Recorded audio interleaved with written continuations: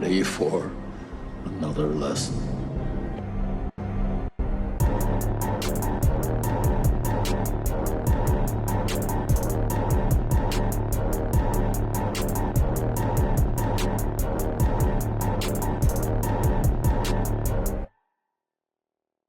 Okay. Fair enough. And then one more hypothetical, as we usually kick off this podcast with some sort of hypothetical situation we're in. Came across something on the interwebs, as Nathaniel would say.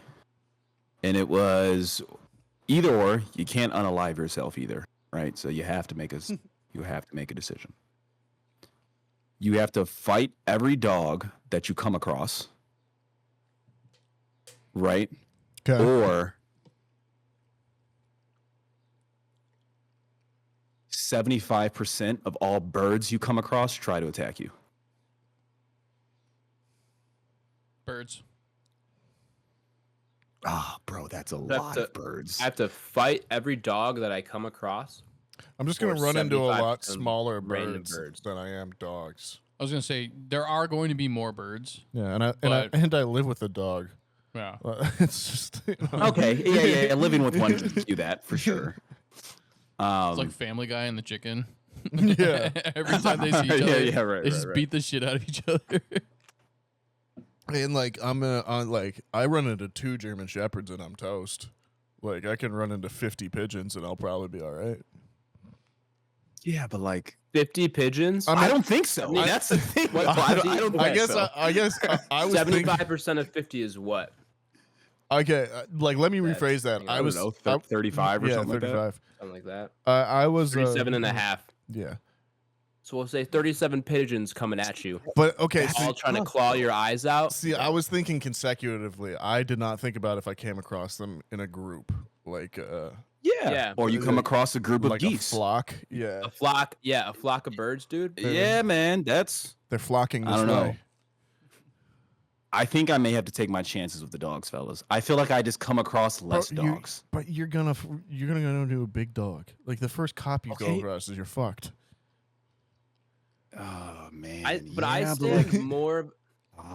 Imagine being on I don't like think there's a a right answer. I don't think there's a good answer. at imagine all. being on like a date or something like that, and you casually walk past a dog park, and there's Yeah, that's true. and there's like 40 I dogs. mean, on the plus side, you're gonna walk past the park too and just be like, "Hold on, babe, I gotta fight this pigeon real quick." Is it like what? Is it like once the dog spots me, it's never gonna stop hunting me? Yeah, or like, it's can I full. It eventually run follows away? rules. no, it's not. It's not hunting you. You Yeah, have to exactly. full on. You have to Follows. engage. After like a week, I've just got like a whole pack of dogs stalking me. That are forever hunting you down. Yeah, that's funny. And then I as hell. finally like lock myself inside, and they're all just barking, and I can't get any sleep. Yeah, no, we'll streamline it, right? So like the dog will attack you in a confrontational manner, right? Then obviously you can a few pats, you know what I mean? The dog will leave you alone. Standard animal logic. Okay. Right? I really don't think there's a right answer, but I think I'm leaning on the dogs, man. I just can't imagine. Like, I don't know, man. Birds are scary. That's tough, bro. Yeah, It is there's tough. really not too many hits you're gonna land. You know what I mean? That's challenging. And there's just a lot of birds when you go outside. I'd rather do They're like everywhere, every dude. bear I've ever seen. Okay, I'm with you. You know why? I'm with you. It's the bears you don't 'Cause I see. haven't seen a bear. I'm 33. I've never seen a bear in real life. Yeah, facts. Well, we just don't live in the part of the country where that would happen Well, very often. easily avoidable. There's always going to be dogs. There's always going to be birds. Right. True. Unless you live underground. I feel like your alternative answer is just cheating. It is 100%. But that's why. All right, cool. That's why. That's why we found a way to win. By cheating. Well, Hey, just if a you're not different cheating, you're solution. not trying, right? That's what they say. That's right. Is that what they call it? So it seems like Ty's dogs, Nathaniel's dogs, No, I'm birds. right? Oh, you're birds? Yeah. Okay. Adam, what are you thinking? Actually, is think- Ty not dogs? Am I tripping? I think I'm birds. Oh my, so Dude, maybe I'm what? tripping. Actually, no. I don't think you're tripping, dude. The birds scare the shit out of me. Like a flock of birds. If I come across more than like 3 in a group, and like 3 of them come to attack me, I don't know, man. I don't know guess if I you can want to handle get 3 at really one deep, time. it also comes down to like, am I allowed to use weapons with the dogs? Right. Or do I have to But fight then, them like, hand-to-hand combat? here's the other thing with the dogs is like at the end of the day, you're gonna be like, all right, so my solution is I gotta walk around with a gun, and then you're the lunatic that's going around shooting dogs. Like you got, I feel like in society gives you more leeway if you were just capping pigeons in the park than if you were just assassinating dogs. Well, the cool thing about the Right. birds That's is, true. if we're going by terminology only, he said attacked by birds, not you have to fight the bird. Right. So you can always be running. You can find different ways to defend yourself. You can find ways to prevent them from wanting to attack you. So you run into the one ostrich. It's just like, fuck you, bro. Ooh, man, yeah, that's tough. That's the day you're just gonna have Not to go outrunning hard. that shit. That's the day you But I think to Tyler's point though, if that was the rule that you had to follow, it's like I'm just never going to Australia. right. Right? Yeah. That's a battle you'll have to live with. I can take that. I still, man, there's just too many birds. I think I'm rolling with Adam though. Like I gotta I don't find like. There's so many birds. Like I don't even know all of the birds that are around me. Like I don't see all of them. You know, And I think like I can now, just get now you're digging deep, and that's how I think a lot of Yeah. people aren't thinking that much. Like, if you imagine walking outside right now, just how many birds can physically see you? right Quite more than a bit. I know of. But Way how, more than you but know how of. fast am I going to be able to get to my car? Well, I mean, that just depends on how close they are. Do you want to take that Yeah, gamble? yeah. Because you know what? I'm sure like 7 times out of 10, you're able to get to that car, but there's gonna be a bird that's just too close, and Yeah, but it might I get mean, you. like You you're might- talking about like a little know. robin, dude. I'm bitch slapping a robin. It's You're not a over- fucking You don't know- pterodactyl. Robins, you know, the birds go in flocks, man. There could be more nearby. Birds fly together. Be careful in the fall when all the birds are migrating, because them shits are up top, and you can see them, and they can Them see you. shits. Them shits are up top. Also, how many birds are in Alaska? Probably a lot. Really American cold. eagles are in Alaska. It's cold as fuck. Antarctica? American eagles. Penguins. I'll Penguin, fuck I a was like, penguin. penguins Did I say American technically. eagles? I'll fuck Bald a eagles. penguin Bald up, eagles dude. are in Alaska. All right, well then colder. Even colder. The coldest it can get. So you're gonna go to fucking the Arctic Circle? Yeah, fuck it. Well, yeah, there would be. I mean, I don't know if there's any birds there technically. Yeah, besides penguins, That's There what I'm may be saying. I some could, form of, like, you could, seabird. I could punt a penguin. seabird. Seabird. I can't hear seabird without thinking of that line. Yeah, right. that one's Pavloved into me for sure. Well, there you have Well, it. anyway, welcome back, everybody, to Back Row Banter, your favorite casual movie talk podcast, where we talk about casual things like birds v dogs. My favorite topic. I'm your host, of course, or one of your hosts, Adam Schwartz, and on this week's episode, we'll be talking about Mad Max Fury Road. But of course, before we get to any of that, I am joined today by not your property, Nathaniel Gingrich. I'm not your property, bruh. All right, that's all Can't I own have 'em. to say, Adam. Can't take him. Can't take me Yeah. anywhere. No. And in the future, in the wasteland, I would still not be your property. So Good to know. Good to know. How you doing, Nathaniel? I'm chill, man. Like I said, How's the bookstore? it's good. Yeah, it's good. You didn't come in and buy any books. What the fuck? I meant to. It's true. You did say that. And You're then lying I now. just didn't make it guess out of the Dune just well, I made it doesn't- out of the house. Doesn't matter to you that much, I guess. Well, I was going to go run some errands, and I just ended up pushing them off to Monday. But then I realized that I don't need to grab the book right now. I've still got the other one to go through. So I will be in there at some point in the near future to grab Dune 4. I think it's Dune Heretics of Dune, I think is the 4th one. somewhere in there. But at some point, I will be in there to grab it relatively soon. I'm still chugging along through Children of Dune. It's actually I actually kind of like it. There's more happening in this third book. However, it just hasn't like quite grasped my attention as much as the other two have in terms of like, I need to turn the page.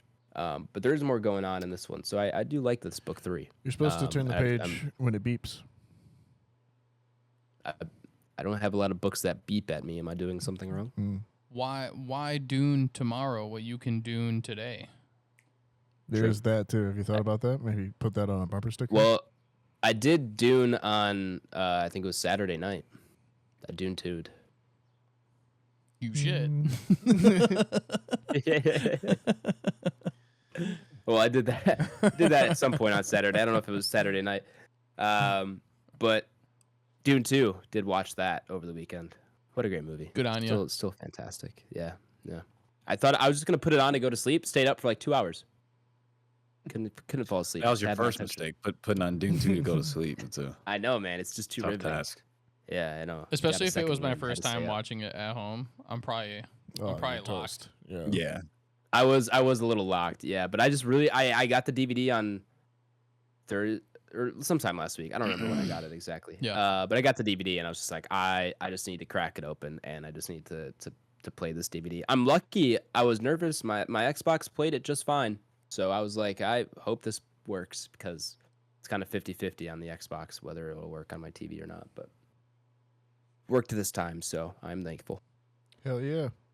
60% of the time works every time. Sex Panther. Rawr. I wish I had A panther. a jaguar growl there. Didn't we add one to the old mixer? I don't. One of the only sound effects that you went out of your way to add was like a lion's roar because of some inside joke. That was true. It was the Big Cat Blake. It was for Big Cat Blake. Oh yeah, it was. Yeah, that's funny. That was some early pod lore for you folks. That is, yeah. Also joining us today, of course, is Super Dry Tyler Vidalis. I'm dry. Like Super Dry the Some lotion brand. over there, bud. Are you like that clothing brand that costs far too much? Yep. That's most clothing brands, I suppose. But. Yep. That's almost every clothing brand. Every clothing brand that will last more than like a month. True. I only wear dry fit. It's unfortunate. Is that true? No. I wouldn't want that to be true. No. Yeah, I was gonna say that's kind of concerning, dude. I'd be super athletic all the time. Maybe in middle school, but like not anymore. That was a No, no. phase for a hot minute. Your swimming shirt Where when you're pe- like a tubby kid. Yeah, there was that, but then Hey man, I had a swimming shirt growing up because I was a little tubby. and well, you're very pale as well too. That's Adam. also true. You are white. Well, that's probably part of why I'm so pale is because my skin didn't get any exposure because of the swim shirt.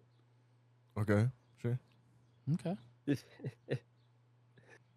Anyway, Um, continue what you're saying.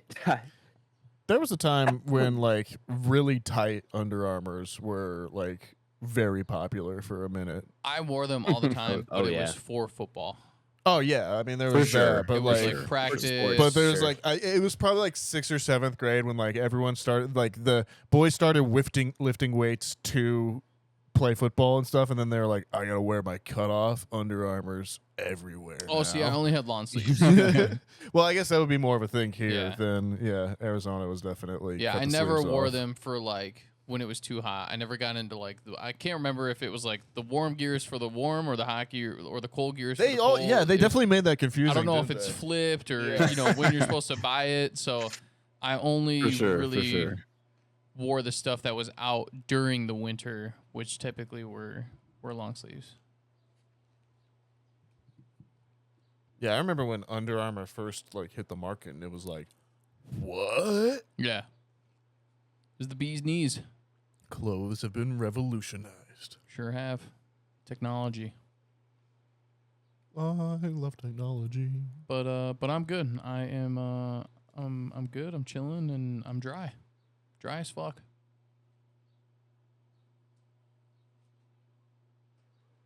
I do not hear Adam at all. Did that? I don't either. No, I don't have any audio from him either. Got muted accidentally. My Okay. bad. My bad. Glad that was not I'm me. here. Yeah, I laughed at you saying I love technology because I get the reference. No. Rounding out the squadron, of course, is Big Rig BlakeHolder. Hey, what up? What up? Driving any big rigs over there? No, I've never driven any of those. Although, I mean, when I was little, I fucked with trucks pretty heavy when I was a little kid. Yeah. Yeah, I went through a little truck phase. Okay. As I think, I don't know, do most little boys go through that? Am I on my own with that one? I mean, Big toy machines cars, at least trucks, some whatever. point, right? Yeah, some sort of Yeah, yeah. machinery. You gonna play those like semi truck simulator or whatever, and like get the whole rig going there. You know, those like ultra realistic simulator games. Some of those are funny as fuck. Yeah, they're very interesting. I didn't know they had those for trucks. I know they have like They have a the trucking flight simulator. simulation ones that I actually watched on YouTube. Yeah, funny no, there's enough. No, like they people have- that have like full blown big rigs like in their living room. Right. With like Oh, wow. monitors is like for like rear view mirrors and shit. It's intense. It's insane. No, yeah, man, I didn't know that. I'll have to pull it up on YouTube and see what the kids are saying about They'll it. But have no, like it's- actuators like built sounds into the expensive. actual like big rig seat, so that way when they're like going over like roads that are typically bumpy, like you actually see like the whole chair move. And I want this to it's be wild, bro. I want this to gosh. be Blake's next like he makes the switch from Mortal Kombat to just big rig simulator. Yeah. Could you imagine? I'll give it a shot, man. He's like, guys, there is we'll a dabble Fury in that. Road one. You literally drive. Hey, now you might be talking. Yeah, right. Like, we may be onto something. Or if you can get like an emulator for Transformer the skin. like dragon. Oh, that's funny. I was thinking the dragon copter things from Dune. Oh yeah. You know what I'm talking? That are kind of like Yeah. the dragonflies. Yeah, ornithopter. Thank you. You're welcome. Can't forget. Look how proud he is. Nathaniel, He's like, yeah, it's got a fucking name. I know it. I'm telling you, dude, this movie's gonna be some kid's fucking Star Wars epic tale. Yeah. And you don't think I didn't think know it's- somebody was like, yeah, like the in Star Wars where it like opens. I'm like, you mean a fucking X-wing, you idiot? It's got a name. It's true. Right. And names were You're so onto much something. easier back then. I mean, my version of that was Velociraptor and like Sure. like Yeah. carnivore and herbivore. Yeah. Yeah. Honestly, when I was a kid, I probably couldn't have said ornithopter. Ornithopter. Yeah, I'm cool with A wing, B wing, Yeah. Y wing, X wing. Archaeopteryx or whatever that. Then you ever hear the kid that just like rattles off like a perfect dinosaur name? Yeah. It's a Leoplerodon. Yeah, savant. Yeah. He's like 6. He's been on Ellen for sure. yeah.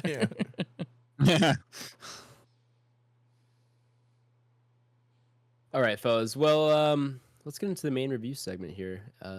If you guys are good to go, Nathaniel. Yes, If the listener here sir. is new, or maybe they've just forgotten. Can you give them a rundown of how the review segment works? What up, folks?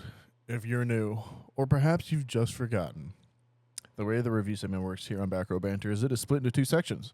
There's the non-spoiler section, then there's the spoiler section. It's pretty self-explanatory. In the non-spoiler section, we'll go over the movie itself, who wrote it, who directed it, who's in it, all that good stuff. We'll go around the squadron, decide if we recommend this movie. Gotta be a yes or no. There is no nuance on the internet.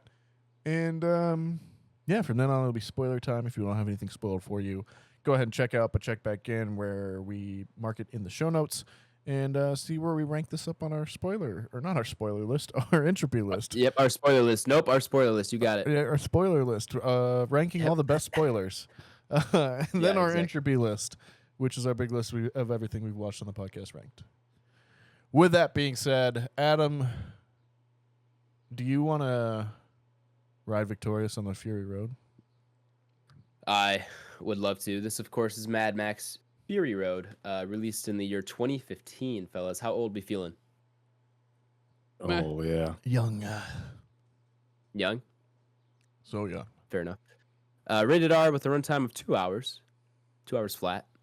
And an IMDb rating of 8.1 out of 10. It is directed and written by George Miller, and the writers also include Brendan McCarthy and Nick Lathuris. Lathuris. Cool name. The cast includes Tom Hardy, Charlize Theron, Nicholas Hoult, Hugh Keys-Byrne. Hugh Keys-Byrne? I think it's Byrne. I'm gonna go. Who Zoe Kravitz is here, who I kind of forgot was even in this movie. Rosie Huntington Whiteley, Riley Keough. I don't know. Keough. She's Elvis's granddaughter. Is it really? Mm-hmm. Are you lying to me? I am not. Well, then that's cool. And then Abby Lee and Courtney Eaton. I think that's pretty much where I'll leave it off at. The IMDb summary reads as follows. In a post-apocalyptic wasteland, a woman rebels against a tyrannical ruler in search for her homeland with the aid of a group of female prisoners, a psychotic worshiper, and a drifter named Max. I think I read that weird, but I was just lost. Like, Was it one long sentence? Yes. In a post-apocalyptic wasteland, a woman rebels against a tyrannical ruler in search for her homeland with the aid of a group of female prisoners, a psychotic worshiper, and a drifter named Max. That sounds a little bit better. I just didn't know the last part was going to go. Didn't know the pacing. Right. Just didn't know how to pace that out. But we got there. Yeah, I guess that's pretty much the summary. It's not like this movie has a super deep plot. And this movie isn't an 8.1 out of 10 for its super deep plot. Nathaniel, why isn't it an 8.1 out of 10? Because it fucking rules.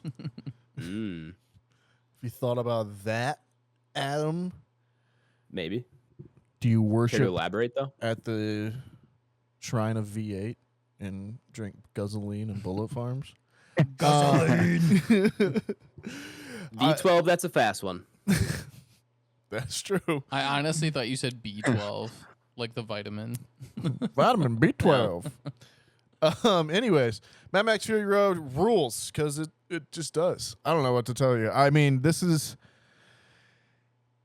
I don't know if there's ever been it's hard to think of a movie that is so confident in itself of what it knows what it is trying to be, and like just completely believes in the world that it's creating and takes zero time to explain to you what is happening and throws you in completely and is just high octane adrenaline action the whole time. Beautiful to look at. Stunts are amazing. World itself, like the production design's incredible. The editing is amazing. The sound editing is amazing. Visually, it's got flair out the wazoo. Yeah, I love this movie. I think it's lean, mean, tight. It's exactly what it needs to be, and kind of fucking rules. I would agree.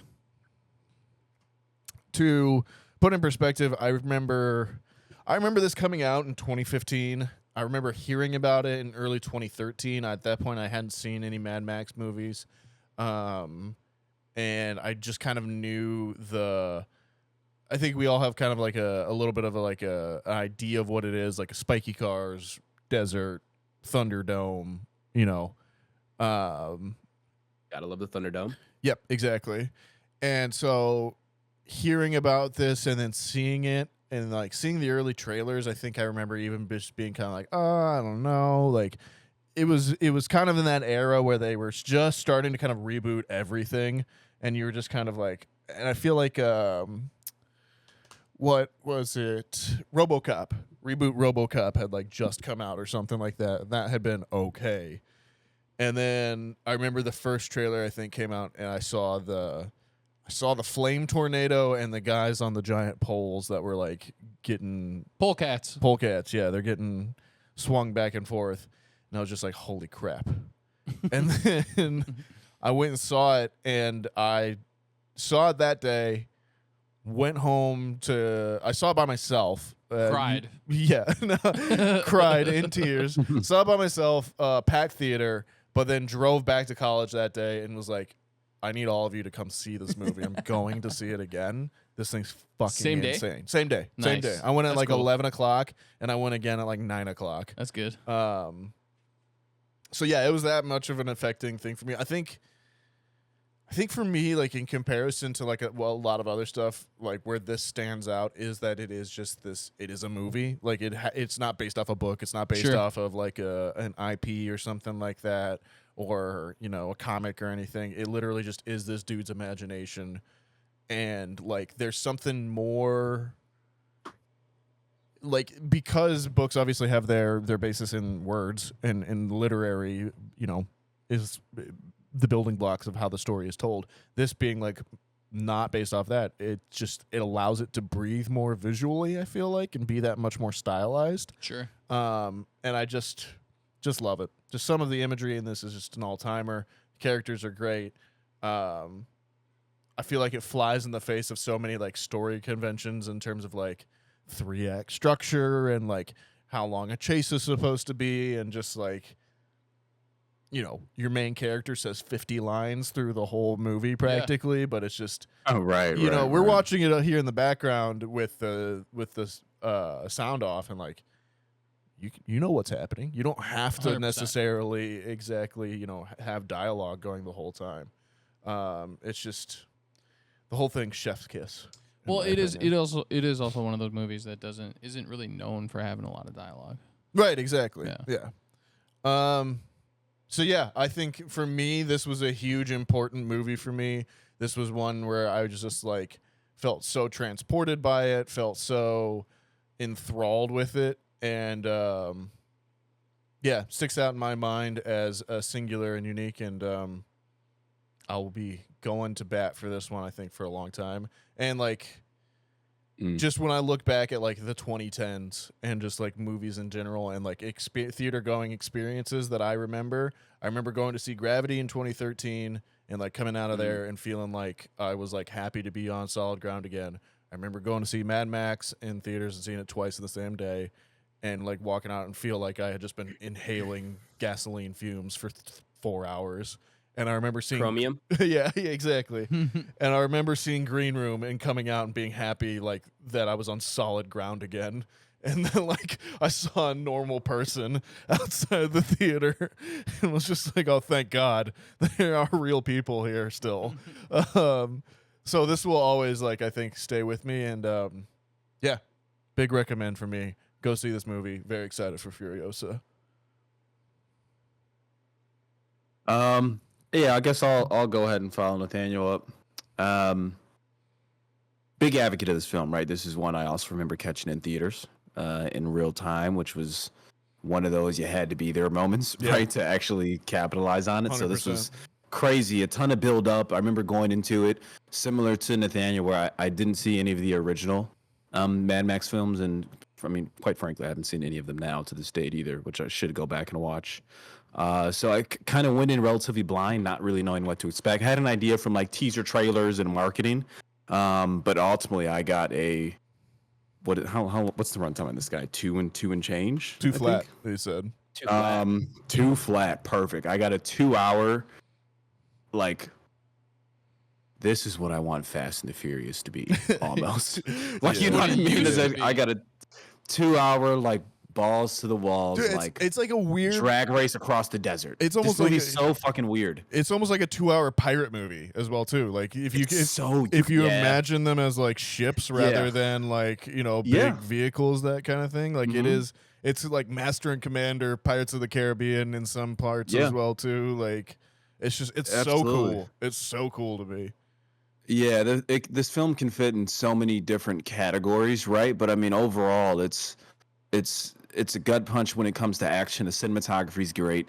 The acting in this is phenomenal, and there's not even a ton of dialogue. I remember this is one of the first films that I saw in theaters where there just wasn't a ton of dialogue, and I was still like, this movie is fucking awesome. That was like kind of eye-opening to me at that age. Sure. Right? Yeah, 100%. And I still feel that way now, where Tom Hardy, who else is in there? Zoe Kravitz, Charlene, what's her last name? Theron. Drawing a blank on it. Yeah. Nicholas Hoult. Everybody. Yeah. And that's the one I always forget who's in this. It happens to be Nicholas Hoult. I'm like, oh, he is like the fucking body bag, for lack of a better term. Spoiler alert, I guess, right? We'll jump into that. But yeah, man, I love this movie. This is a film that I can watch at any time. I saw it in theaters.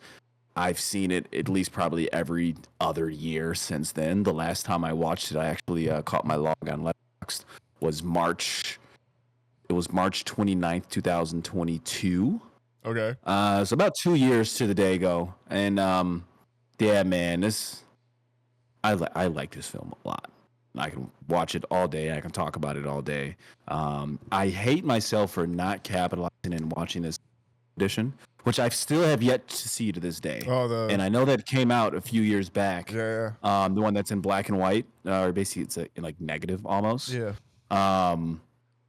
Did any of you all watch it in that format, or everybody just watch it like straight I've off never the- seen that. I have seen Okay. I have seen it before. I actually watched it in regular color on this one though, because I wanted to compare and contrast how George kind of like lights this film in comparison to movies today that we're getting and that kind of thing. And just Yeah, like I know what the, you're talking the about. colors are so much more just vibrant and Yeah, like vibrant for sure. there was just like on the screen here. There's just a bit where they're driving and it's like night, so everything's blue. But then there's one character in the in the car carrying a light or a candle that's giving them soft red light, and just like all of that is just so great. And it's so Yep.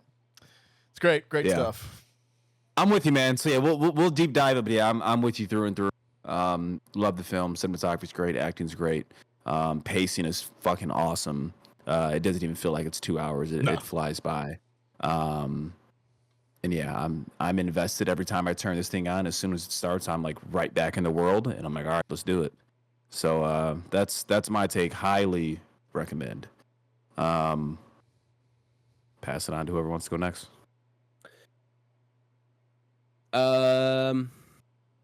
Yeah, I have just a different relationship with this movie than you guys have. I did see this. Pretty sure I saw this in theaters. Because I remember some buzz going around it. If this was 2015, I don't know what the date in 2015 was that this released. I would have either been in 8th grade or my freshman year of high school. Let's see if I could find the release date here quick. I want to say it was like early summer or like May or something. That like sounds that. right. April, May. May 15. So yeah, I would have been about to graduate 8th grade. So yeah, I do remember seeing this in theaters. I remember I remember liking it, but not like loving it. And I think it was just a little overhyped for me, and I couldn't understand the appeal. This time around, man, no, I understand the appeal. This movie is really fun. I'm still not, since I didn't quite get the since I didn't have quite the appreciation at the time, and like the attachment to it, I still am not quite as high as I think most people are on this movie, but I still do really enjoy it, and like it much more this time around. It's a very colorful movie in more ways than one. Like obviously visually it looks colorful, but it's just got a lot of fun aspects to it. Both of just like how the action plays out, how the characters, I wouldn't say the characters are fun necessarily, but I don't know, they're just kind of funny in some ways. But yeah, this movie is just a good time, and the fact that like a lot of this is done practically is just insane to me. And I think that's probably part of why I couldn't appreciate it at the time, is because like it was 2015 and like Star Wars was coming out, and like that's the kind of thing I was into. But like now that I have more of an appreciation for practical effects than I do with CGI, like holy crap, man, this is quite the feat. There's a bit near the climax in the movie where one character is like hanging out the front of a truck, and another one comes up behind him and kicks him from one truck to the other, and he like does a backflip and lands on the hood of the other one, and it's all, you're just like, I was just watching it last night, I was just like, how the fuck did they do that? Like, there's so many of those moments that I'm still just seeing where I'm just like, God damn, they really just hung that guy out on the front of a car, didn't they? And just said, all right, let's go for it. Like that like there's so many of those, and like the one that blows me away is the dirt bikes over the truck when they're dropping. Oh, the sure, boxes. yeah. That one's where that's the one where I'm like just like I can't even believe like that's happening. That's probably one of the best edited like sequences I've seen. Like just following people's sight lines in that scene is ridiculous. It's. We'll talk more about it in spoilers, I'm sure, but just the stunt work in this is just, it makes the Fall Guy look like just something Not you in the same see- category, Yeah, for sure. exactly. I'm in the same category. Didn't This took like forever to get made, right? Colt Yeah. Seavers choreograph most of the stunt work in this? Yeah, he was actually. That was after the Miami stunt show. He cut his teeth working with George Miller, who was 70 when he directed this, by the way. But yeah, this one was in development hell, I think, since like 2005, maybe, or something like that. But George Miller always kind of worked like that, and I believe there was he made the first two Mad Maxes, and then like his co-producer or guy that was like his finance guy who also helped him with writing, I think died in like a hiking accident or something like that in between the second and third one, and he was just kind of like, I don't really want to do this anymore then, and then he came back to it after a while again. But yeah, and then there was a whole other thing too where like there was a lawsuit in between this 20 Fury Road and Furiosa as well too, because originally that sequel was supposed to come out in like 2018 or something like that. But yeah, it's been a long road for Mad Max and old George Miller. A Fury Road. Whoa. Nice. But yeah, I'm a recommend on this for sure. Definitely a good time. Tyler, do you want to talk a little bit? I know you've talked here and there, but do you want to talk a little bit more in depth, or are you good? Nothing crazy. I am a recommend. I do have a very fond relationship with this movie. I saw it multiple times in theaters. I am very excited for Furiosa. This movie does a lot of things that obviously the three of you have kind of talked about, and it definitely holds a special spot on my shelf. Very close to the top as far as movies that I thoroughly enjoy almost at any given time. I'm locked in almost every time it's on. It's a fucking blast. And, the artistry behind it is it's very close to a masterpiece as far as, how this movie has affected the industry. Good.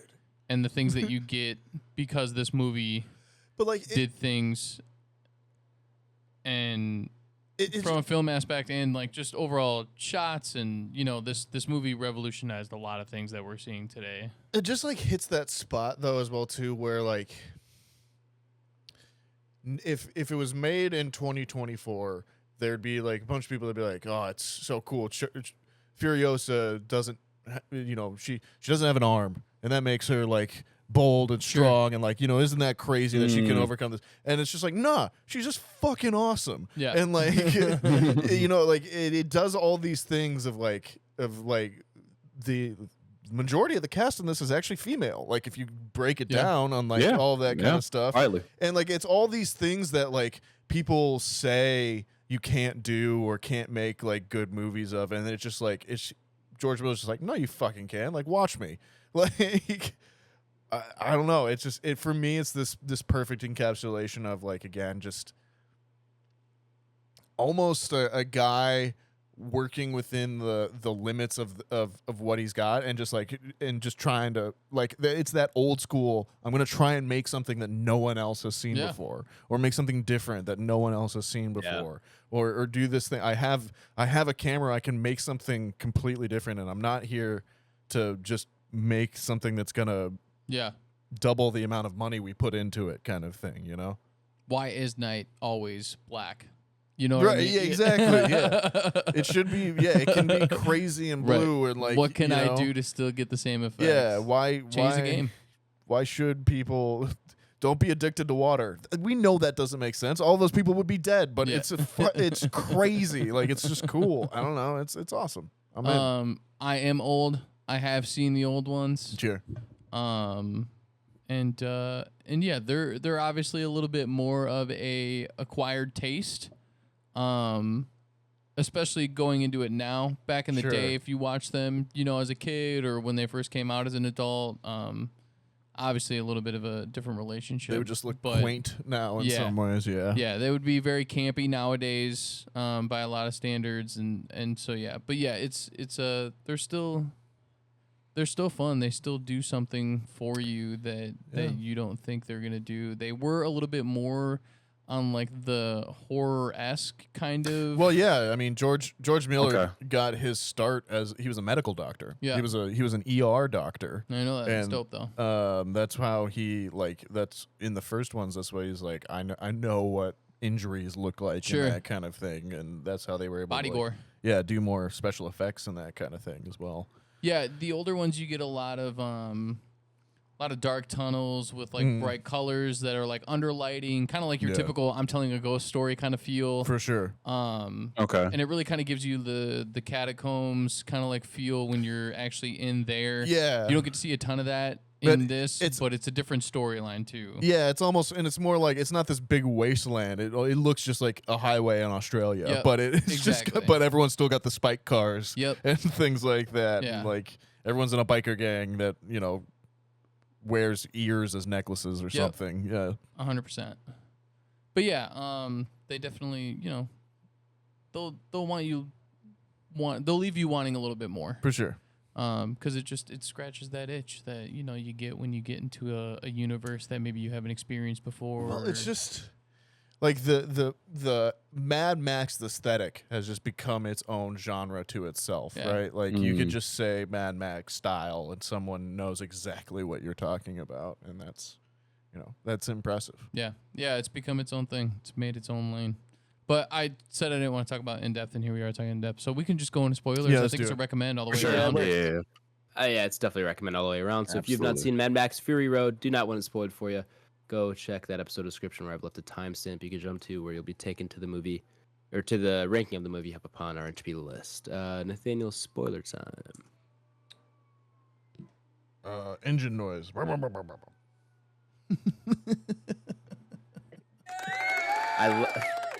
I love that you had to say which the noise was going to be before you made it. Classic. Spoilers. Shit drives around. Shit does drive around. Pretty quick. Pretty quick. Yeah. Bunch of folks get chopped up and shot up and go under the wheels. Yeah, this movie's like almost hard to describe to like somebody who hasn't seen it, right? Right. Where like it takes place where like the characters are traveling from like point A to point B. And then they go back to point A. Yeah. And then in the midst of that, there's a lot of engine revving, car bombing, people on motorcycles, people with machetes, people who fucking inhale like spray paint and like a god figure. It's just really weird, but it's so good. And it lands, to me, at least to me, it lands all of those beats. Yeah, it does for me as well, too. I mean, and as soon as there's a blinded guitar player with a flamethrower guitar riding a semi, right. with drums behind it as everyone keeps time, I was just like, this is the coolest thing I've ever seen. Like, what the fuck? Yeah, the guitar guy is dope. Yeah, for sure. It's also just one of those things that's just like so over the top. You didn't think that would be like you would just figure that the score is the score. Yeah. And when you're able to create a score that you also create basically a character for, and kind of personify the music itself as its own character. It's one of those things that it's just you don't see and it's like similar to like Kingdom of the Planet of the Apes from a few weeks ago. It's like where we are like at a certain amount in the future, so like, and we're so far and the world has become so fucked that like certain things just don't mean what they used to anymore. And like there's like this new kind of language that people use and this new it really was just sign language, and this like the way that things are repurposed and that kind of stuff. And again, it's just this completely lived in and thought out world, but you understand all of it. Like the bullet farmer. Yeah. He's just some dude that's out there making bullets. Yeah. Like Gas Town, Guzzling. Like it's just Guzzling. Yeah. The doctor's called the organic mechanic. Like that's it's poetry. It's fucking poetry. That is. It really is. Yeah, the fact that they worship an engine and like Right. Yeah. V8, like everything about It's it. so And then good. the first time you see the guy spray paint his mouth and jump off and yell "witness me," and you're just Right. like, what a perfect encapsulation of every dumbass fucking football jock that we all knew Right. like in high school, and like what they would become in the in Just the a war boy. apocalypse. Yeah, 100%, man. Like it was Just expendable muscle. it's perfect. It's a lean, mean machine of Yeah. a movie. For sure. I think that's kind of the turning point for the viewer, at least the turning point for me, where you realize how engulfed everyone is in like believing in like worshipping, where you're like, oh, like these Yeah. people are anything, this guy. And it's just that's how it is, man. So I still really don't know why. So it's almost hard for me to actually talk in depth on this film. Because I'm not I would imagine it had to do with like water is one of the most precious materials Yeah, at well, that time, right? And he's housing that. He's got the water. He pumps it up from underneath, and like everyone else Yeah. is like cancers and irradiated, so they all die. And so he just like gets to be the one that's in charge, kind of thing. Yeah. Yeah, because So yeah, like out of all the things that are there that people are selling or monetizing, water is the most precious thing. Yeah. Right. Just can't. And Yeah. they said too that like they're actually they're sending produce out, food and vegetables, and then obviously the milk as well too, which is fucked. Like, Well, yeah, they got a whole. Well, yeah, that part's messed up, but they got a whole like greenhouse system that we see for a second. yep. And like the Citadel does have like all the water up there, and they talk about that and stuff. Yeah. If you like this, I urge you to watch Waterworld. Yeah, for sure. I think you've brought that up before. I one probably time. have. I I think don't know if I've made the Yeah. direct reference between the two, if but I'm it not would make sense. if I'm not mistaken, I think that's how they pitched Waterworld. Was like it's Mad Max on water kind of thing. I mean, That makes there's really not a sense. better way to pitch it. Yeah. It really is. Yeah. Almost down to like what we were just talking about. Like it's its own genre. Yeah. Waterworld is very much Mad Max genre. Yep. The stylization is the same, down to like their jet skis instead of motorcycles. Yep. You know what I mean? So I would also argue if you like this, you could probably like Dune too. I honestly, brother, I would challenge that. I think they're totally different movies. Unless you're being, know, I'm unless you're just- trolling right now. I'm Okay, for I'm sure. just trying to troll Nathaniel a little bit. Yeah. I mean, like setting Any wise, though, chance I have obviously to you're. reference Dune 2, I'm gonna take. I was gonna say, Yeah, obviously there's that factor there. I will say, the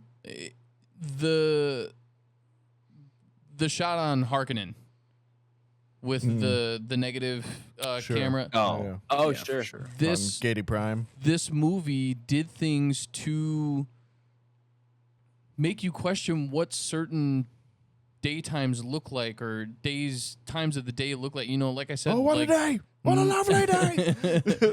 night I doesn't remember that line always from the have to advertising. be. It was so annoying.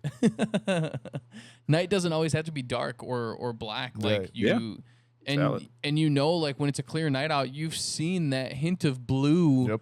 when you're outside just hanging out, and so it makes it real, and it makes it feel very you can associate it with it quite a bit. But if you don't think that by him doing stuff like that with the camera work, with the color, doesn't influence the things that we've gotten from things like Dune 2, you're fucking crazy. Yeah. And the scene is going on in the background right now where they're both on the hoods of the car just spitting gasoline into the engine. Oh my god! Right, to keep the cars Oh going. my Yeah, it's God. fucking. That scene is so good, bro. I'm so glad you Survival, brought bro. that up. And you're just like, oh my. One, as a viewer, you're like, oh my god, that must fucking taste fucking horrible. Yeah. And then two, you're like, that's wildly dangerous. Yeah. Like, you know what I mean? And like they're going fucking 100 miles an hour Yeah. doing that shit, man. It's so good. No one died making this movie, right? Because like I can't No. believe Yeah. no one died or like severely injured. And then or, it like, goes full paralyzed. Jaws with them shooting the anchors into the back of the tanker and dropping the big things behind it as well Yeah, too. buoys. Yeah, the buoys. Yeah. And just like, oh man, it's so good. Yeah, is that your favorite scene, Nathaniel? Where they're spitting the gasoline I into the think car engines that to, just to keep you going? that final that final act of like For sure. the run back to the Citadel, where it is just like the Yeah. war rig versus the other 15 or 20 different war parties that are out there. Yeah, because it's got the what we were saying, the gasoline at the start, and then the kind of like harpoon dragging it behind it, and then you end up with the polecats on top as well too. I think it's just all of that's just it's great. It's great. It's fucking Yeah. chaos, bro. Yeah, and like he's like, "Are you a black thumb?" Like you as the audience immediately like, yeah, someone works on the engine or something. Like, you're just like, Yeah, right. You can piece it together. yeah, exactly. And the fact that he's like below the car, hanging there, working on the engine as it's going and stuff, like that's just chef's kiss. And Can't even, say it enough. Even though we do get, just the Fury Road, quote unquote, as the set, the stuff in the beginning and the end where you do get to see kind of like the home base with all the kids Yeah, the war cranking pups. their legs for to crank the thing up, and it is one big kind of engine and one big elevator. and seeing all that stuff just makes it so much more in depth than what you think this world is. Agreed. Yeah. How do you all feel about the Max versus Furiosa scene? Right? Oh, when we were just talking about that earlier as well too, like how if you have not seen the movie, when he comes around the corner and he sees all 5 of the wives out there, Yep. you're just like, Mhm. what the hell?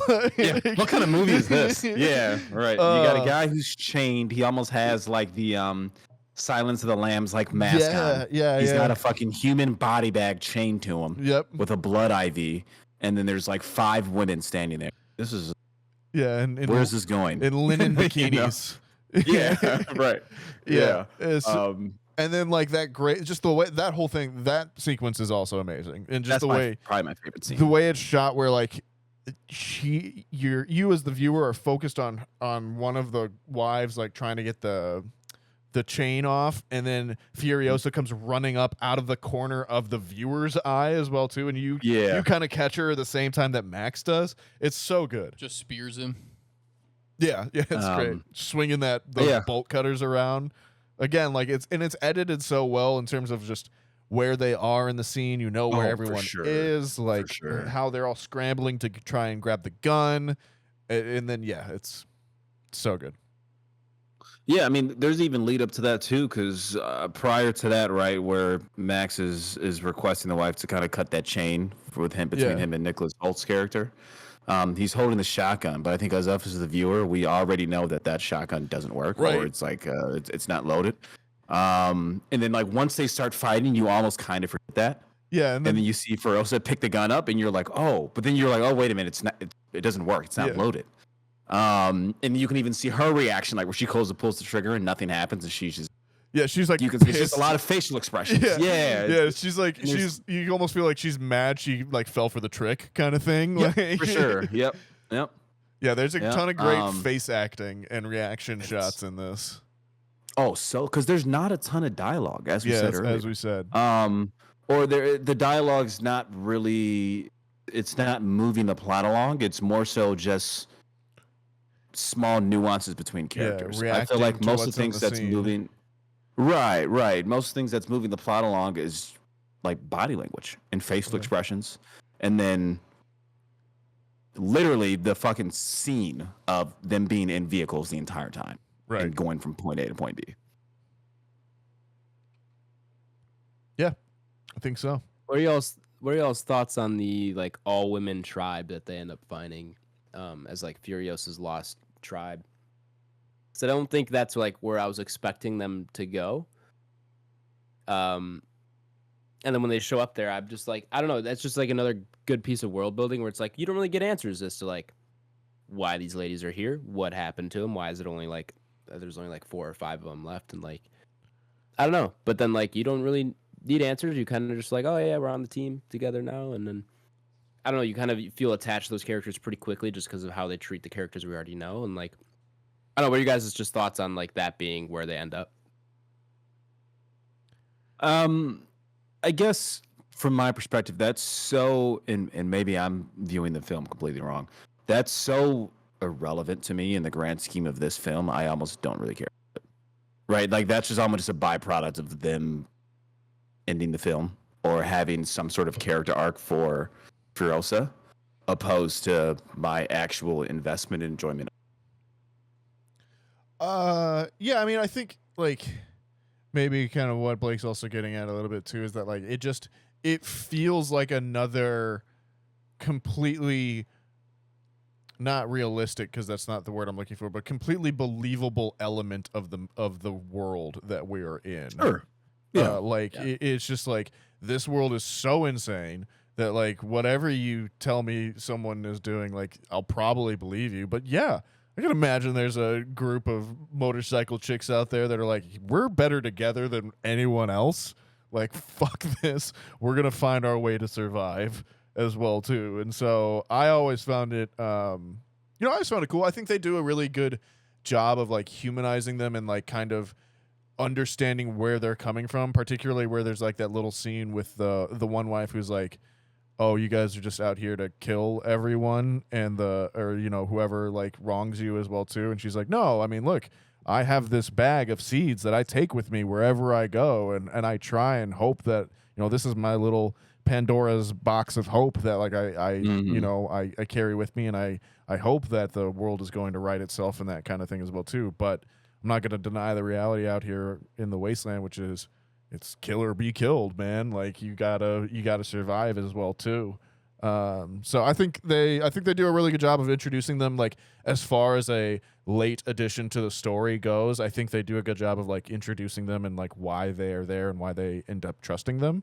And it's always cool for the little old ladies to get some action scenes too. Fair enough. What is everybody's favorite scene? Mine's Max and Furiosa. Yeah, where they kind of have that Initial fighting fight. scene where I don't know how The long 3 that, bullets to at make least her 4 stop. minutes or something like that. Yeah. I think which is also great facial acting on Charlize Theron in that part too, where she's kind of like, oh, well, like he could have killed me if he really wanted to. Right. Entire fight, he's defending himself. When you rewatch this on multiple times, he's not really trying to injure. So yeah, go ahead though. I think mine is actually if it's not the kind of like, I mean, if I can't say the climax where everyone's on there because it's too obvious, but I do really like the night scene as well too, where he runs off and after the bullet farmer has come up there and she shot the bullet farmer. The eyes. Yeah. Dude. And crazy. Fucking brutal. Yeah, crazy. But then when he just like grabs the machete and like 2 grenades and like runs off, and then he's just, you don't even see what happens. Yeah, you just see the explosions. That's I think my other favorite part of the movie as well too. Adam? Yeah, I was gonna say the night scene is up there for me. I also think something we didn't touch on in that scene is like towards the end of it, they drive by like the like stick walkers. Yeah. Which are like, I just think are really cool because like cool. they're not addressed at all, and you see them for like 2 seconds, and it's clearly just a person on stilts. But like For sure. just like I don't know, just seeing something like that like Yeah. in the world is just like, oh wow, like what's going on? It makes here? sense. It makes It sense. makes though. sense, right? It's just like wacky, weird Yeah, creatures man. that come out at night. Like It's cool. it's the depth of this movie, the detail of it, and Yeah. everybody, like everything in this movie, and everybody does have a job and there's a purpose. Like those people have found a way to evolve in that part of the world, and they're doing something with either trying to get water or like maybe some kind of food comes out at Right. like that time of day, and like that's like where it drives me to just think of how deep this world goes. You get the impression that George Miller knows what each one of these characters' backstory 100%. is, and 100%. like, He knows exactly why they're there. and like how Yep. the world came to be the way that it is. But he is also smart enough to know that you, as the viewer, don't need to know all that. 100%. You don't need all the exposition. You don't Yep. need all this. The You just people that want to know will either come up with their own story or they'll dig deep enough to find out why those are the way they are. And the Exactly. people that don't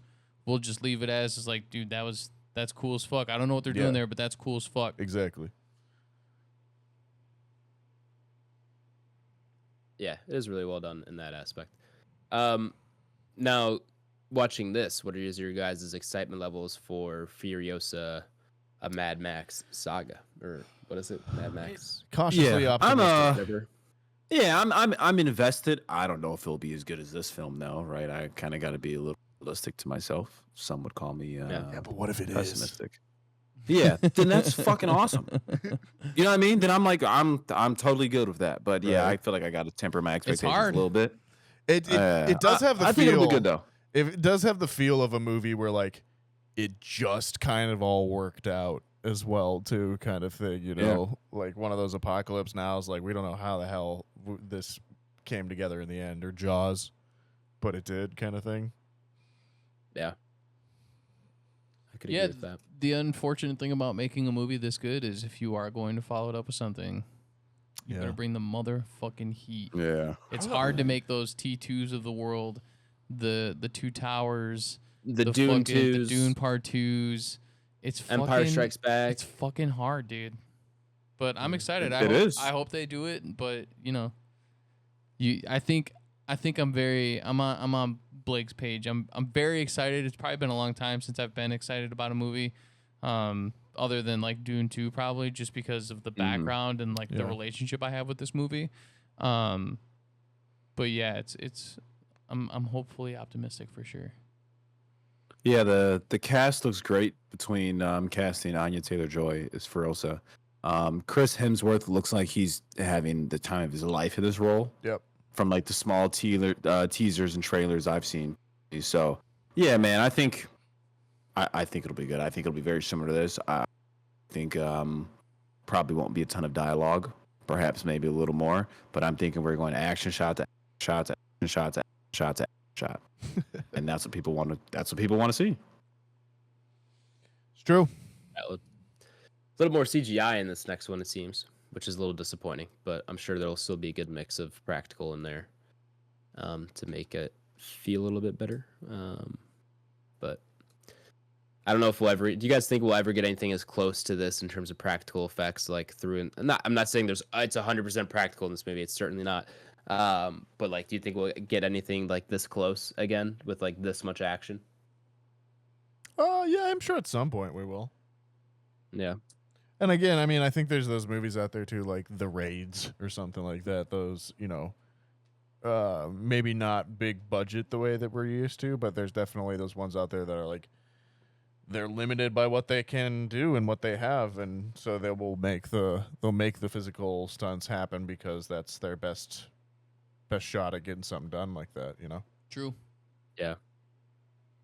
Fair point. Any other big points here, fellas, or are we good to go?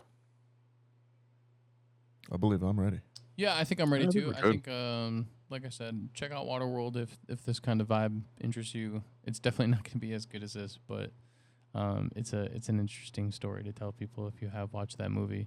And then check out the old ones. For those of you that do thoroughly enjoy this movie, you do kind of get a better idea of where it's coming from a stylization factor, and kind of how long this has been around. It hasn't been this good until Mad Max Fury Road, but it's cool to kind of see where it comes from. For sure.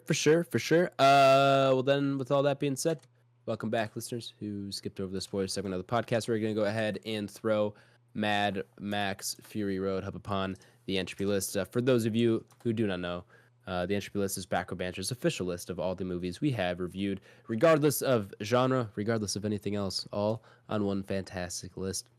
This is essentially how we rate our movies rather than do it out of 5 stars, out of 10, whatever that ends up being. We throw up all the movies we review and see how they compare to one another. If you want to reference the Entropy list for yourself, you can do so by checking that episode description where it is linked to my Letterboxd. Gentlemen, we have entry 188 on the Entropy list here today. 188 films on one giant list. That's a lot of films. That's a lot of movies. All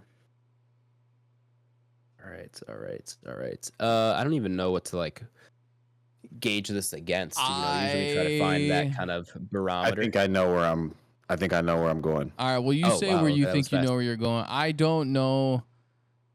I kind of have an idea of where Nathaniel and I will be. I don't think Nathaniel and I are. out of the top 20 at Oh, all. yeah. Yeah, we're up here. So Yeah.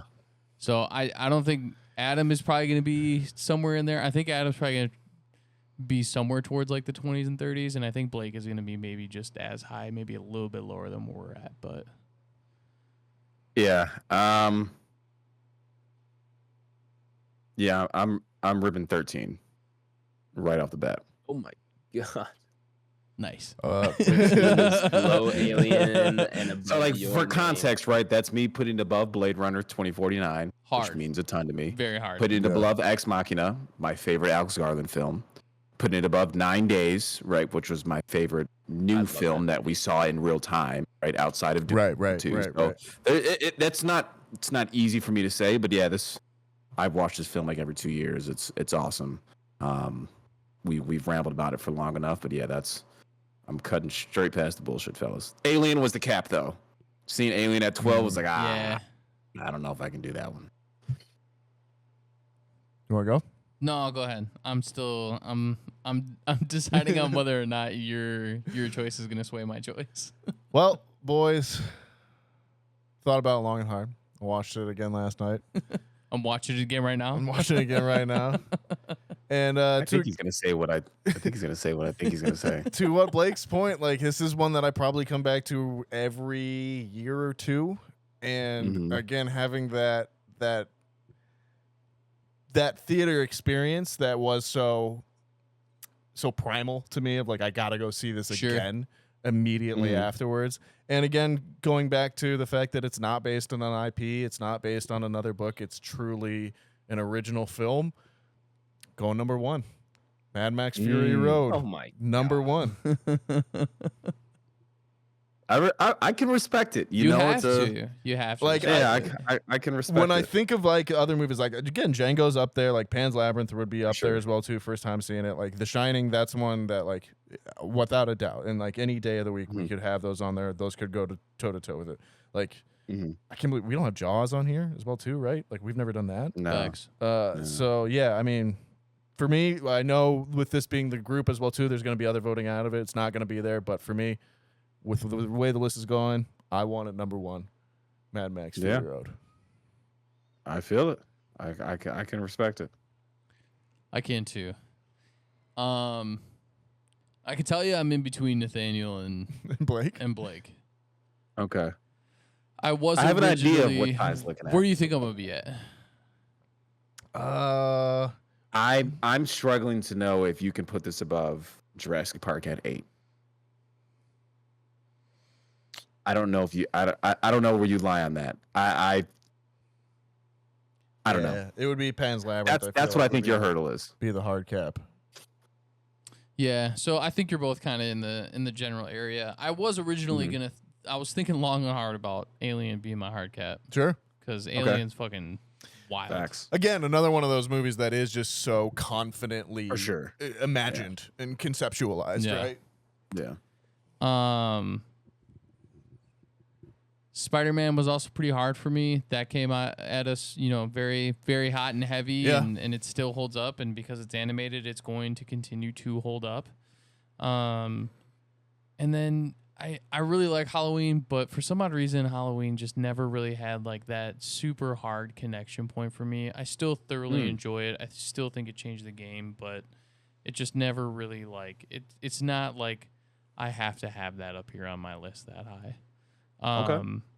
And then you guys all know how I feel about Prisoners in Jurassic Park, but I feel like if I'm going to put this above Halloween, then I have to be willing to sacrifice stuff. So I actually think Hereditary is going to be my hard cap in this case. I'm going to go 6.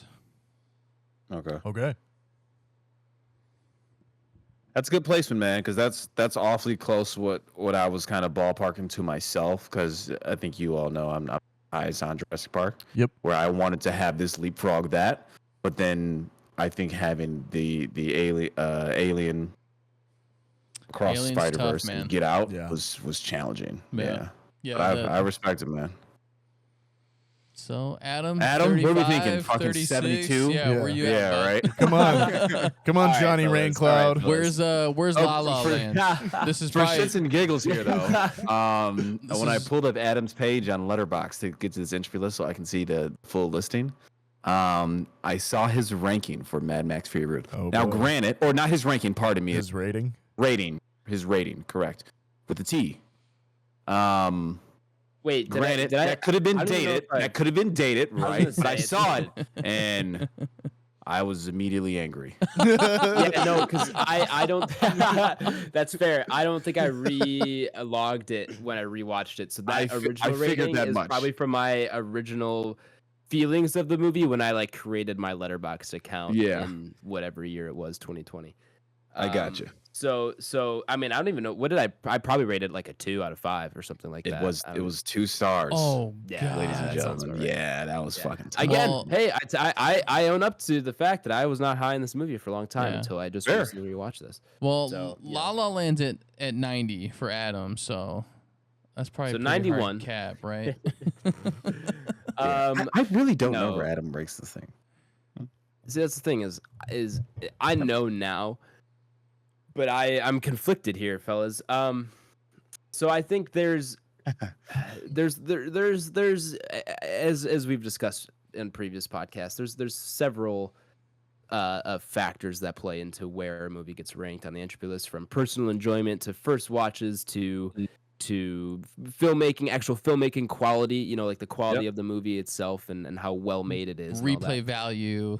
Replay value is another one. All that, or just like nostalgia. You know, there's a lot of things that can full-blown play into DNA. how. Right, and you know, so a lot of things that can play into how we rank these. Which makes it If so I were special. to, on most given days, I would say I would give this. It would be close to the 50s for me. Civil War, nope. John Wick, that's just like kind of a murderer's row for me, where I'm like, this would be kind of hard for me to put it above those movies. I'm high on Civil War, I'm high on John Wick, and Nope I like a lot. Then you have Conjuring, Black Hawk Down. Like those are movies where like, based on my personal experiences with this movie and my relationship to it, that's kind of where like my gut feeling is. However, I'll throw y'all a bone. I know the filmmaking quality of this movie deserves to skyrocket this thing up the list, and I do have a good time with it, or did have a good time with it this time around. So I'll throw y'all a bone. I'm gonna move that up, probably higher than I really want to, but as high as I know I should, just like logically. And I'll put it at 21, below Killers and above wow. The Lighthouse. That's Killers still is way higher than I my. thought. Yeah. Yeah, Killers is my hard cap, but like looking at this, like I'm trying to give it more of an objective viewpoint because I understand why you guys are so high on this. I understand why Nathaniel think it's number one. I wish I had a better first time experience with this, because I think if this was the first time I was watching this movie, I would be up there with you guys. I just there's something about it for me that never clicked the first time around, and I just haven't had it. Even though I enjoyed it more this time around, I didn't fully click with me this time. Maybe it will one day, and I'll maybe want it to move it up at some point. And maybe you guys could petition, in one of our amendment hearings to the entropy list. Maybe you guys could petition to move it up higher. But I'm gonna put it at 21. I hope you guys think that's fair of me to kind of give you guys some grace on this one, because Over 9 days for totally- you? I didn't want to do that, but thinking about it objectively. That because I was gonna put it at 25. That's where I was gonna move it up to. For sure. And 9 days I would usually put as a hard cap. But if I'm moving it up for the filmmaking standpoint and the quality of the filmmaking, because this is top notch. Like, let's be real. Like Fury Road. Like I asked that question of like, will we ever see something like this again? Because I genuinely it blew me away just like watching all these practical effects take place, and somehow no one died. So just really, really impressive to me. So I am okay moving it up to Killers, or to 21, right below Killers and above The Lighthouse. And I hope you guys feel like that's relatively fair. That does give us an average rating of 10 in the top 10. 10.25. I knew it was close. So we would, based on our rules, it's not going to go top 10 unless. I know we changed our tiebreak rules. If you guys want to put it above Across the Spider-Verse, we can do that. If you guys went in the top 10, that's okay. I mean, Let the rules rules. Yeah. Let the rules be the rules. And even if we didn't do that, I think we would probably have to take it to a Letterboxd/IMDb because I don't know if I could agree. And I'm sure I don't think Adam could either. And so that's, it'd be a 2-2. that's the hard part. Right, it'd be a It's 2-2. Then we'd have to go to the ratings. I really like Across the Spider-Verse. Yeah. So if we want to take it to the ratings, though, we could do it. I say we do. I say we take it to the ratings just because it eclipsed somebody's #1 rating, i.e., Nathaniel. So I would say at this point we do take it to the ratings to at least give it its due diligence. Yeah, let me find Across the Spider-Verse because it's going to be tough. Are we doing IMDb ratings or are we doing Letterboxd ratings? That's typically how we've done it. Okay. Is IMDb. Mad Max is an 8.1. Across the Spider-Verse 8.6. Oh my God, it's that high. Yeah, that's high as hell. That's actually kind of gross. It's really high. Damn, for sure. What has a 9 on this list? That something has a 9. Probably one of the Lord of the Is Rings. it Dune 2? Dune 2 had a 9 for a while. Yeah, Dune. Stop should it. have a 9. It probably did for a minute though. No, it did. Yeah, It did. When we yeah. reviewed it, it did. Dune 2 has since dropped to an 8.6.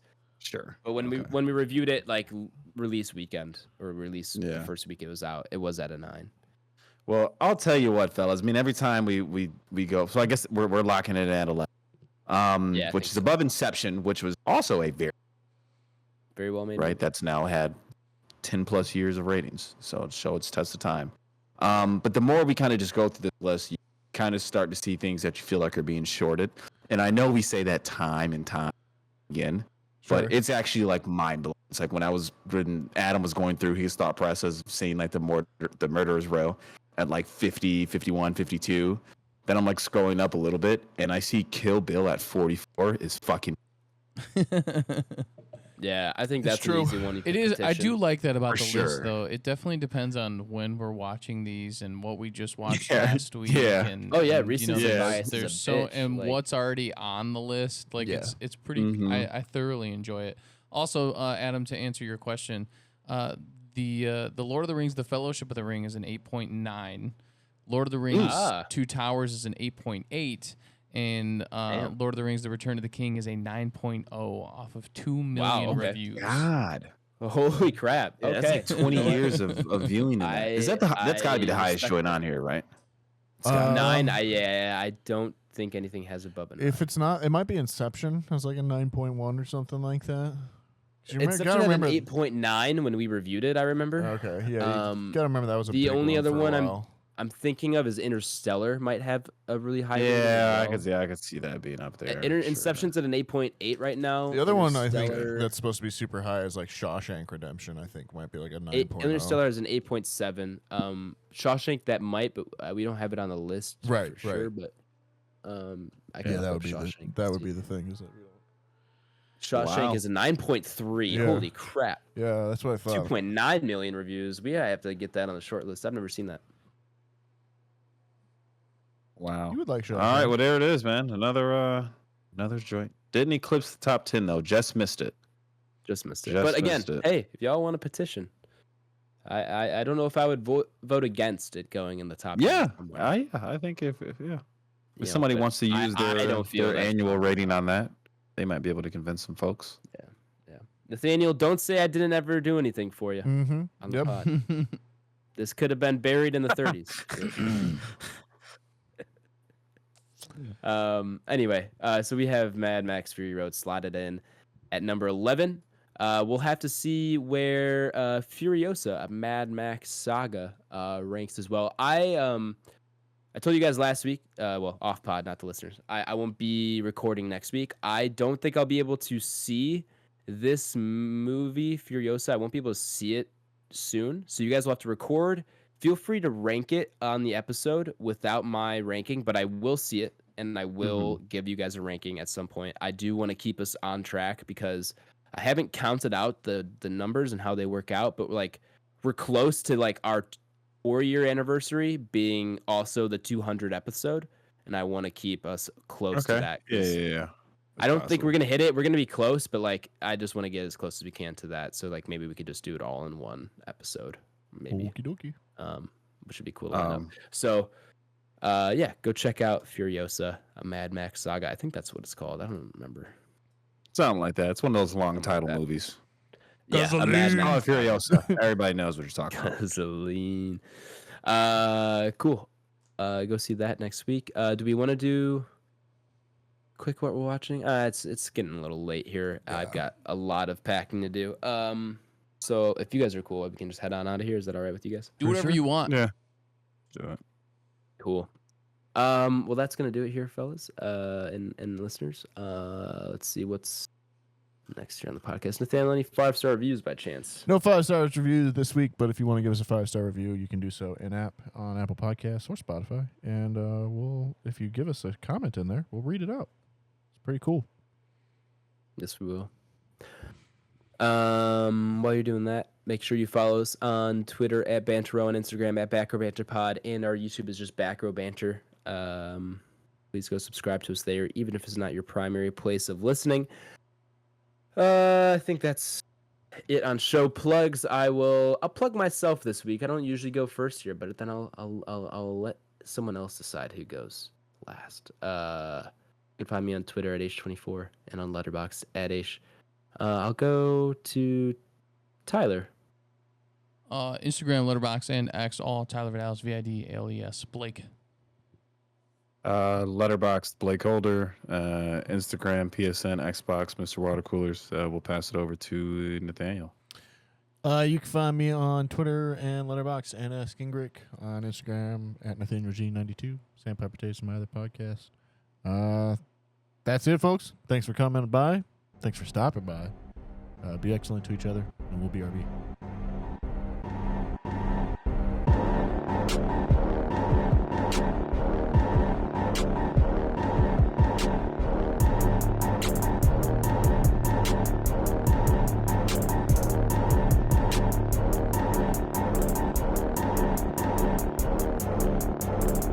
America. Ready for another lesson. I'll save the I've been rest of this doing good. Chipotle for later. What's your Chipotle order, by chance? Actually, not the whole order. It's too much. What's your choice of meat at Chipotle? Anybody who does steak only, in my opinion, is a little crazy. Well, call me a bit crazy then. Typically just chicken. Okay. You should just So go the chicken's chicken. your Sometimes meat if order? if I'm feeling like I want to change it up, their Mhm. barbacoa is pretty good. Quietly. If it's there. Quietly pretty good. If Now it's there. now you're thinking. Mm-hmm. Now you're thinking. But I have to be kind of in the mood for it because it's a little bit more chewier. I don't know. So sometimes I don't really want to deal with the barbacoa. Yeah, I got you. But it is pretty good. Okay. Ty, are you a Chipotle guy? Yeah, I definitely used to be a lot more into it and then just kind of pulled off. But Mm-hmm. I'm almost, not even almost. I'm every time getting a burrito. I'm never a bowl, ever. Sure. And Facts. I would say probably 95% of the time it's chicken. Chicken. Okay. Yeah, I think you two, you're onto something. I would agree with you. More often than not, I'm chicken. I can dabble in the barbacoa, to Adam's point. Every once in a while, I will do the half chicken, half barbacoa, just because the barbacoa's got some good juice, and it kind of moistens up everything you got going in there. To be honest, Hey, man, give it a shot. It's not bad. I might actually. That sounds really good. Do they as charge far you as- extra for that? No, not if you do half and half. Now, if you double it up, Okay. I could imagine right, that's right. another fucking $19 at Chipotle, right? But as far as the steak only, Nathaniel, brother, that's I will That's do. tough, I will man. do barbacoa. I like the barbacoa. okay. Then at least dabble the barbacoa in the steak, like half and half combo. Where the thing about Chipotle steak to me, it's so dry, dude. That shit is so hard to chew sometimes. It kills me. I would agree. It is. Yeah. So try if you I like the agree. barbacoa, Nathaniel, throw it in there half and half next time to see how you like it in your order. You'll get some of the juices in there. You know what I mean? Moistens up some of that steak. It's pretty darn good, man. I will say though, like between, if I'm gonna do a bowl, nowadays I would much rather do like a Mediterranean bowl than a Chipotle bowl. Yeah, for sure. Like, I got you. Hit me with some roti, something like that, or a naf or something. That's my life. Okay.